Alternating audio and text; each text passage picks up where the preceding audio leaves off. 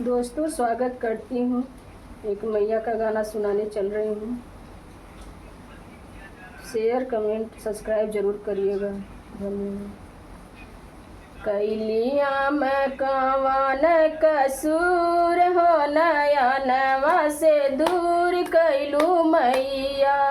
कैलिया में कवन कसूर हो, नयनवा से दूर कैलू मैया।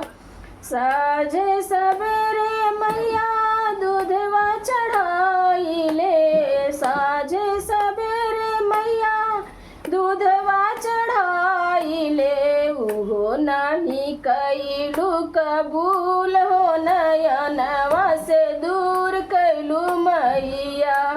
उहो नहीं कैलू कबूल हो, नयनवा से दूर कैलू मैया।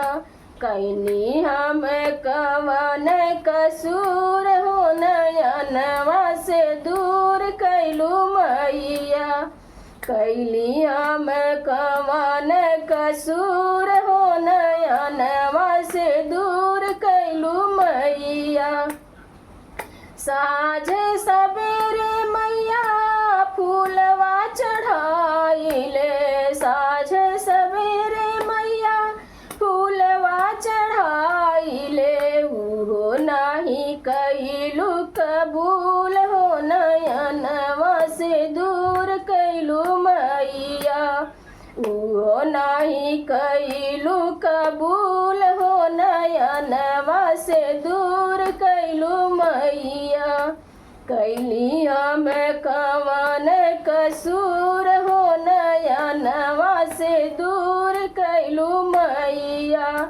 कैली हम कवन कसूर हो, नयनवा से दूर कैलू मैया।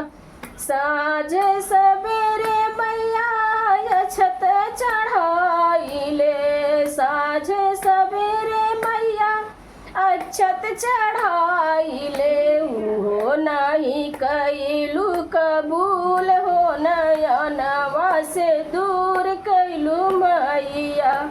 उहो नहीं कैलू कबूल हो, नयनवा से दूर कैलू मैया। साझे सबेरे मैया सिंदूरा चढ़ाइले, साझे सबेरे मैया सिंदूरा चढ़ाइले। उहो नहीं कैलू कबूल हो, नयनवा से दूर कैलू मैया। उहो नहीं कैलू कबूल हो, नयनवा से दूर कैलू मैया। कैली हम कवन कसूर